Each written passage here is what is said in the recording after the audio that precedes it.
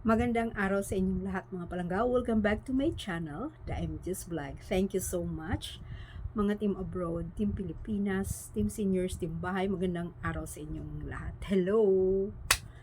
So ito, mga palangga, pag-usapan natin si Maine Mendoza.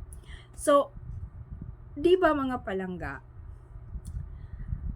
6 years yung congressman. So, ilang taon na ba na nakaupo si Kong? Di ba yung sabay ba sila ni BBM? Nanalo si BBM, yun din nanalo si Kong. Alam mo yung nga palangga, hindi ko tanda yun, pero parang sabay. Di ba? Kung matatapos si BBM, matatapos din siya. So ito, mayroon na din ako kasing nabasa. Natatakbo siya ulit bilang congressman. So, paano na yon? Mananalo pa ba kaya siya? Kasi sabi, hiwalay na, kuno. Hiwalay, asawa kuno. Puro kuno. Wala naman kasi katotohanan, di ba ba? At hindi naman talaga sila mag-asawa. So, ngayon, tatakbo siya ulit. Ang tanong, mananalo pa ba kaya siya? Di ba mga palangga? Kasi, so, magagamit na ba o manggagamit na naman siya ulit? At saka may nabasa din ako, nagkabalikan daw si Maine at saka si Kong. Hindi naman din talaga daw katotohanan nagkakahiwalay. Yun, ang daming mga kwento, maraming mga chismis. Alin kaya doon ang katotohanan? Pero para sa mga Aldab Nation, walang katotohanan ang lahat. Di ba mga palangga? So, kung tatakbo siya ulit, sasabihin na naman, hindi nagkabalikan o tatakbo siya ulit para gagamitin na naman niya si Maine kasi nga sabi, sikat. Sikat naman talaga si Maine. Para sa atin, Aldab Nation, sikat talaga si Maine. So, sasabihin na naman din ng mga sarsulistas, gagamitin na naman, or yung mga sino na naman ang kakampi nila, di ba? Kakampi ni Maine at saka ni Kong. Mag-asawa talaga sila. Di ba? Ganun naman talaga eh. So, ang tanong nga, kung bubutuhan pa ba si Kong ng mga tao sa ginawa niya? Di ba? Sa ginawa niya. Pero hindi naman din niya inamin na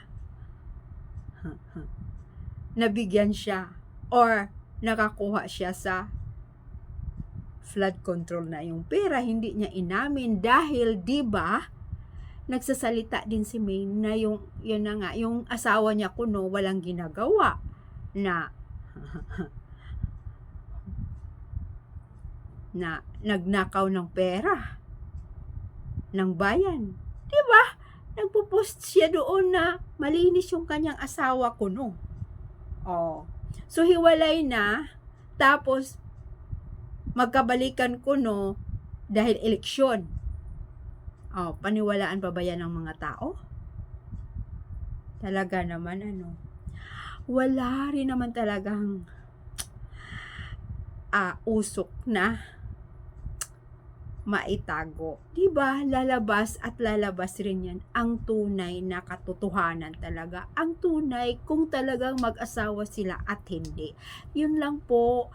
Yun para sa akin, yung mga POV nyo, mga palangga. Ito ang POV ko na hindi naman talaga sila mag-asawa. Kaya yun mga totoong Aldab Nation, mag-comments lang talaga kayo, fight na to. Bubutuhan pa ba natin yan? Na alam natin na hindi naman talaga sila mag-asawa at ilang taon na tayong nagtitiis at talagang pinaglalaban din natin na hindi talaga sila ang mag-asawa. Kaya nga nandito pa rin ang mga katotohanan ng Aldab Nation na lumalaban na wala talaga, ang totoong mag-asawa ay si Maine at saka si Alden. Di ba mga palangga? So, ito na naman. si Maine daw ay pag kandidato talaga daw ulit si Kung ay aalis na ng Itbulaga. Ayan na naman, ang daming ang kwento ng mga bagong kwento, aalis na ng Itbulaga dahil siyempre no, pagtakpan yung asawa niya, kuno na wala talaga malinis at kailangan din talagang mananalo sa next election. Oh.